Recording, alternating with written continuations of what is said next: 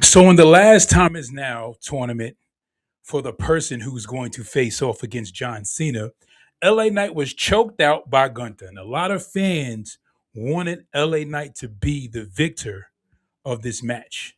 LA Knight versus Gunther. A lot of fans wanted LA Knight to be the guy who would face off against John Cena.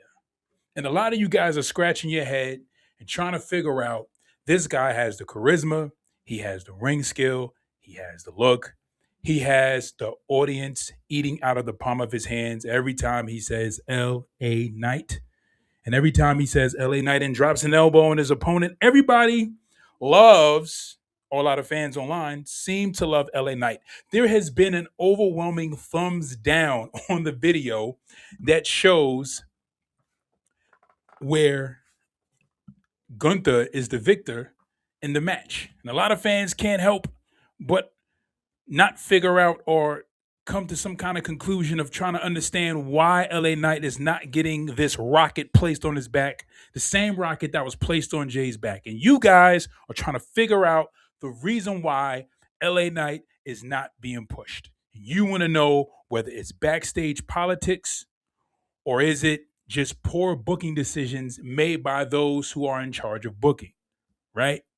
You want to know, I know, and I'm going to tell you. Let's talk about it. Yeah. What? Wrestling in the ring, thoughts that always bring. Talking all about the moves and our grooves. Wrestling talks and thoughts we never forgot. Slamming down the truth in our booth. Conversations in the air with flair and care. Legends of the past, memories that last. Wrestling talks and thoughts, connecting the dots. From high flyer to submissions, we make our missions. From Raw to SmackDown, we wear the crown. NXT to AEW, we bring the view. Wrestling talks and thoughts in our slots. Fans united, always excited. Wrestling talks and thoughts in our spots. All right, so I'm going to tell you guys exactly the reason why LA Knight is not being pushed, and you guys need to stay around for the last reason as to why LA Knight is not being pushed. So stick with me throughout this whole video, and I'm going to explain to you guys the reason why LA Knight is not being pushed. But let's go on to reason number one. The reason that LA Knight is not being pushed is, who is LA Knight? Now, that's an important question you guys need to think about. The reason being is because when you look at Stone Cold Steve Austin, he is the beer swelling, bird flipping redneck who was able to relate to the average, everyday blue collar worker that everybody could connect with. The no nonsense redneck who will come down to the ring, hand out stunners to your mother, hand out stunners to your sister, hand out stunners to anybody who stood in Stone Cold Steve Austin's squared circle. It didn't matter who you was. Didn't matter who you was. It didn't matter how he felt that day. You were getting stunned because he's Stone Cold Steve Austin. He's going to flip the bird. He's going to drink some beer. He's going to go up the aisle. But that's who he was.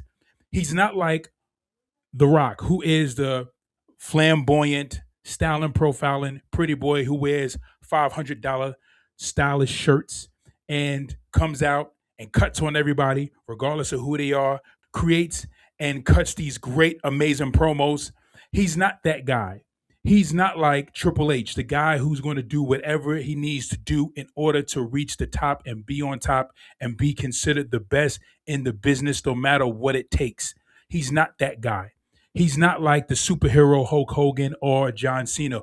Who is LA Knight? LA Knight has a character that can be borderline heel or face.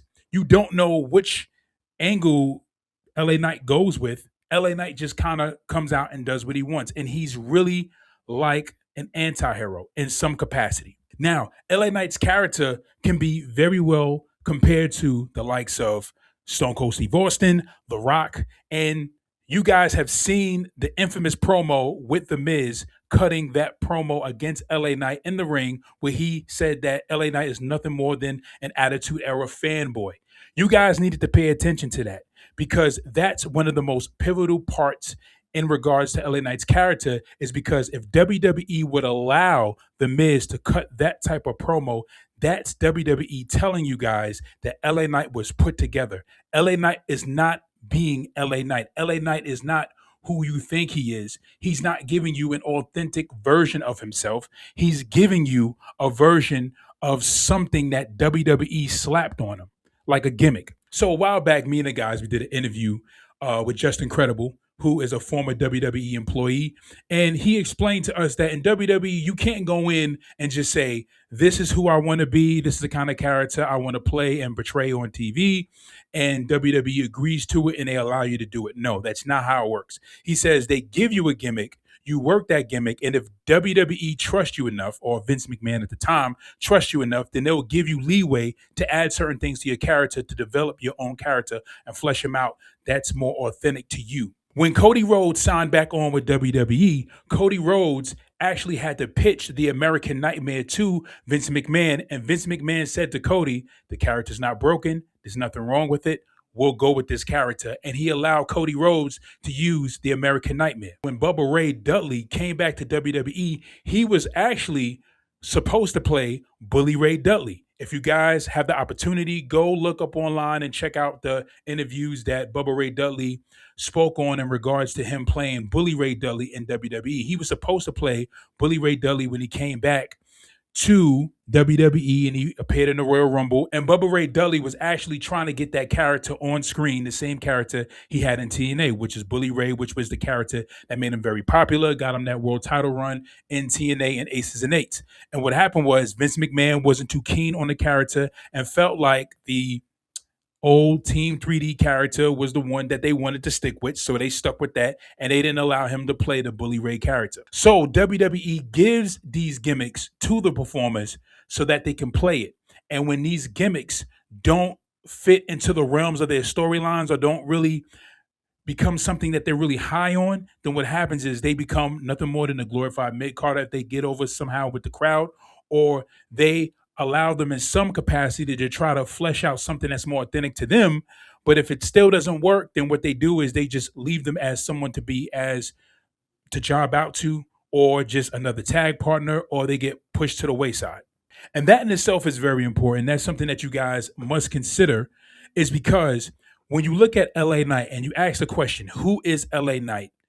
What's important is that when LA Knight gets to the top, and say LA Knight gets the push that everybody wants him to get, and he gets to the top and he finally gets the world title, you know what happens? A whole bunch of scrutiny gets placed on LA Knight the same way it was placed on Jey Uso. See, the difference between LA Knight and Jey Uso is Jey Uso already has an identity. He comes from a Samoan dynasty. Him and his brother wrestled in a group called the Usos. They build up the Uso penitentiary gimmick. And then also, he was able to reinvent himself with the Yeet gimmick. But people know that all comes from Jey. And the whole Yeet thing came from him being drunk with Cody Rhodes. He was at a press conference. He kept saying Yeet during one of the interviews, and it just took off from there. And it was something that organically happened for Jey. And that's why I connected so well with Jey's character and why WWE wanted to push it, because it was organic. But LA Knight is just like a cookie cutter cutout of somebody from the Attitude Era. Now, some of you guys may agree, some of you guys may disagree. I personally do see LA Knight in that image. But if you guys like LA Knight for who he is and how he is, so be it, right? I'm not one to judge. So the level of scrutiny that Jey Uso faced being on the top was he's wrestling too slow, he's messing up the outside dive, his promos need more work. So when Jey actually reached to the top, and fans love Jey Uso, they wanted him to win the Money in the Bank.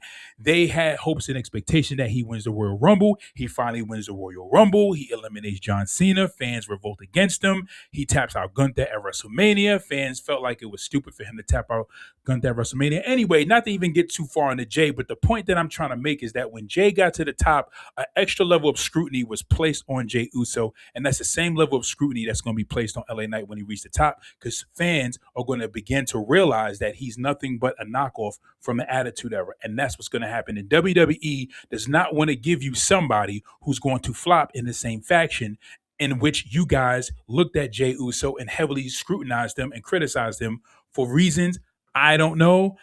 I'm still trying to figure out, but again, I understand why you guys feel the way you feel about him, but Jey Uso has culture with the fans. Jey Uso has grown with the fans since being out of the Usos, right? But with LA Knight is someone who is still growing with the audience. But a lot of fans felt like he's grown enough and he deserves the push. But reason number one is because the question is, who is LA Knight? And that's something LA Knight has to figure out. So this leads me to point number two. Point number two, backstage politics. Now, you guys are familiar, and some of you guys may not be familiar with backstage politics in WWE. So let me just fill you in on what backstage politics are if you guys are not familiar with it, right? So backstage politics is pretty much if there's a guy who's a boss or higher up or someone who has a lot of creative pull that can push your character in a different direction or not cause you to get the push that you would like to get, and they can talk to like a Triple H or Rock or someone who's a chairman of TKO and say, hey, I don't like this guy. He's injuring people, or this guy has an attitude problem backstage, then that can prevent your push and prevent you from being promoted, like winning titles or being placed on the main stage. So that's like backstage politics. So as far as backstage politics are concerned surrounding LA Knight, there hasn't been many rumors, but the main rumors that I've heard were that he had a bit of an attitude problem, right?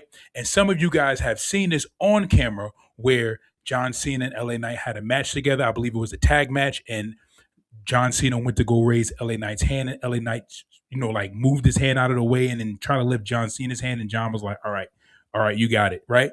And there was a time where LA Knight did an interview and he talked about how he kind of went into business for himself and said that he had to trust his instinct and do what he felt was best for his character. And he went into business for himself. So going into business for yourself is where WWE says, okay, you have to say this in the script, or you have to do this in the script, which is part of the show, to further the storyline, and you decide to do that thing, but then you add your own thing to it and you don't do exactly what they tell you to do. That's called going into business for yourself. Like, I'll give you an example, like Big Cass some years ago, if you guys remember Big Cass, he got fired from WWE from going into business for himself, right? He had a spot where a little person came into the ring and it was supposed to be like a Daniel Bryant kind of knockoff, or someone that was making fun of Daniel Bryan. Anyway, he had this little person come into the ring, and Big Cass gave this little person like a big boot, and he was only supposed to just like mush him down or something like that, or push him or something, but he gave him a big boot and he did a little bit more extra. And Vince McMahon got pissed off at Big Cass because he said, you went into business for yourself. So WWE is very high on performers following instructions. If you can't follow instructions, then they look at you as someone who could potentially go rogue on a live event, at a live event, do something that's completely off script, and that will be embarrassing to them. And they don't like being embarrassed. And if you embarrass them, then they give you the axe, right? That's the first rumor. The second rumor, I was reading an article on Ringside News where it talked about how a lot of the people, or some people in the higher ups, are not really high on LA Knight. So because WWE is rumored to not be necessarily high on LA Knight, that could mean that they don't have any real plans for him. They don't know what to really do with his character. And then him potentially having an attitude backstage is one of the reasons why they're not really kind of trying to push him. But I would definitely say take that with a grain of salt, and definitely don't believe everything you see online. Some things you can believe, some things are rumored to be true, and then some things are definitely not true, right? There's one person that said, and even inboxed and told me, that Austin Theory is no longer with the WWE. We all know that Austin Theory is the Black Hooded Man, and he's going to eventually pop up when the time is right. The reason why he didn't pop up on Monday Night Raw is because everybody knew who the person was, but the WWE did not want to expose it because you guys already knew and the rumor was flying out, and it takes away for the surprise, right? So they're going to surprise us another way with Austin Theory popping up. We just don't know when, and we don't know how. So again, when it comes to backstage politics surrounding LA Knight, there isn't really many backstage politics rumors in regards to LA Knight's push, but I'm going to get to the third reason why, and it's the most important reason why I thank you guys for sticking around this long in the video. Give me a thumbs up, Drop a comment in the comment section below. Let me know what you guys think about LA Knight's push and whether you think he should be pushed. Do you think it's backstage politics? Do you think that LA Knight is a character that we all seen before and we need to see something new? And that is the reason why WWE is not pushing him. What do you guys think? What is your opinion about LA Knight? Do you feel like WWE is completely dropping the ball with LA Knight? Do you guys think if LA Knight gets to the top of the mountain that he will get the same kind of pushback that Jey Uso got? Let me know what you guys think in the comment section below. Don't forget to subscribe to the channel if you are brand new. I will be hollering at you guys whenever you guys drop a comment in the comment section below. But on to reason number three. Reason number three. What direction does LA Knight's character have? Because he needs to have a heel. He needs opposition. That's important. It's the same level of opposition that they used to build Roman Reigns' character when he was the big dog with Sheamus and the League of Nations. It's the same opposition that WWE needed to build Cody Rhodes' character with Seth Rollins and Roman Reigns. It's the same opposition that the WWE needed to keep building Austin's character with Bret the Hitman Hart, Shawn Michaels, and The Rock to keep intrigue for the character. And WWE needs to figure out a character that's more authentic to LA Knight so that they can actually use a heel that will be a great contrast to LA Knight. If they can't find that as far as how he fits into the story and how does he fit in certain story arcs, then he just seems like a random character.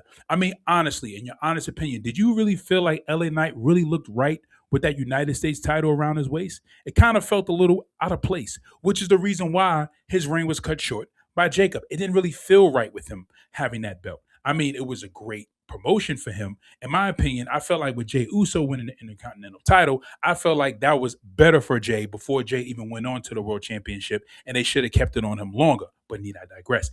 But my point that I'm trying to make is that because they need to try to figure out exactly what character that LA Knight is going to develop, character traits, I should say, character traits that feel more authentic to him, that makes him pop and him stand out. When he identifies that, that's when they can actually push him. See, that's the reason why they was able to push Jacob, the Samoan Werewolf, because the authenticity of his character.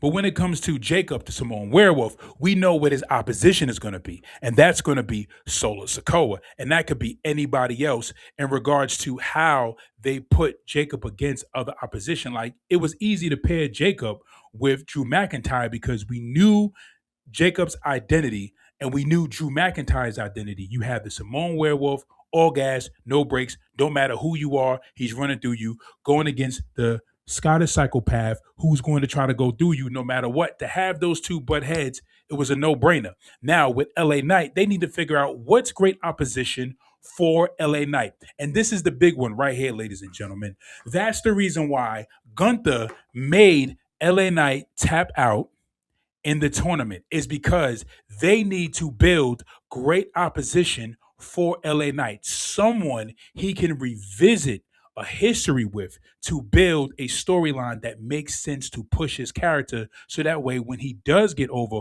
on beating a Gunther or beating someone in the likes of a Gunther, you guys can cheer because it all makes sense in the realm of his character and is someone who is a great opponent for opposition for LA Knight.